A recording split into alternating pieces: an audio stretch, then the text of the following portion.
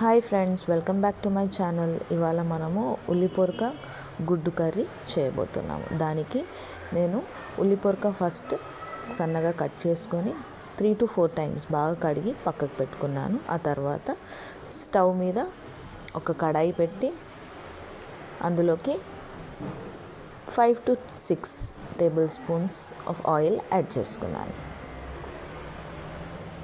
నేను ఇందులోకి ఉల్లిగడ్డ తీసుకోవట్లేదండి. అందులోనే ఉల్లిపొరకలోనే సరిపడంత ఉల్లిగడ్డ ఉంది కాబట్టి అదే సరిపోతుంది. వేడి అయ్యాక ఆయిల్ మనము కట్ చేసి పెట్టుకున్న ఉల్లిపొరకని యాడ్ చేసుకుందాం.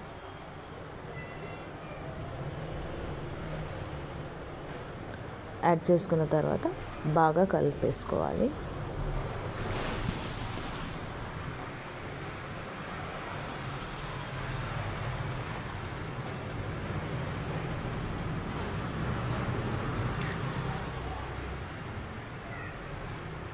త్రీ టు 4 minutes తర్వాత వాటర్ అనేది మొత్తం వచ్చేసి ఉంటుంది. నేను ముందుగానే ఒక 2 కట్టలు చిన్న మెంతం కూడా వేసానండి, టేస్ట్కి బాగుంటుంది కాబట్టి.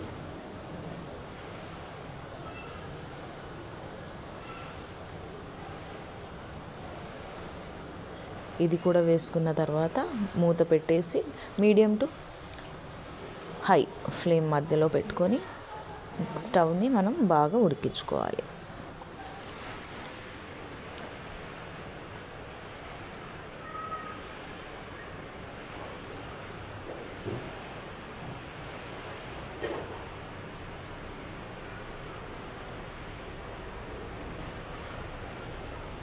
తర్వాత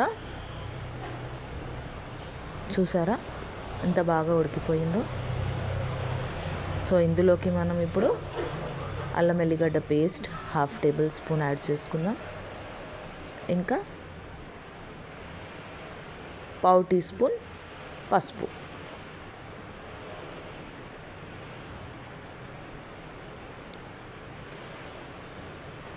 కారం 1.5 టీ స్పూన్, రుచికి సరిపడా ఉప్పుని యాడ్ చేసుకొని బాగా కలుపుకుందాం.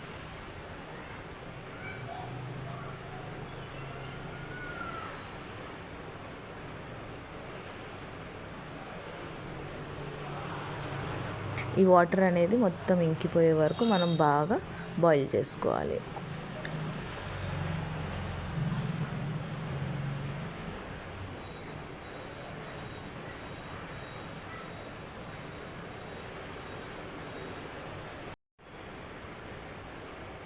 ఇప్పుడు నేను ఎగ్స్ యాడ్ చేస్తున్నాను. 5 eggs వేసాను నేను.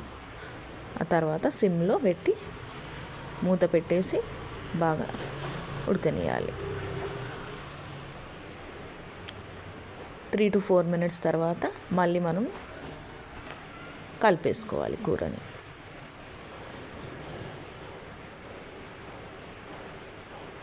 మెల్లిగా తీసి కలుపుకోవాలి.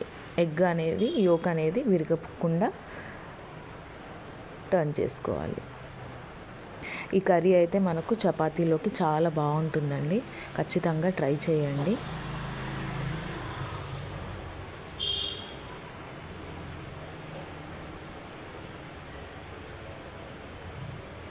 ఇంకొక 3 to 4 minutes మనం సిమ్లో పెట్టేసుకుంటే మన కర్రీ రెడీ.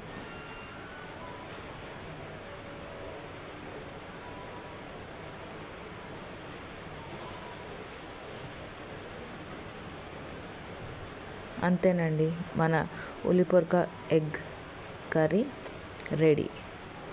మీకు ఈ రెసిపీ నచ్చినట్టయితే ప్లీజ్ ట్రై చేయండి. Do like, share and subscribe to my channel.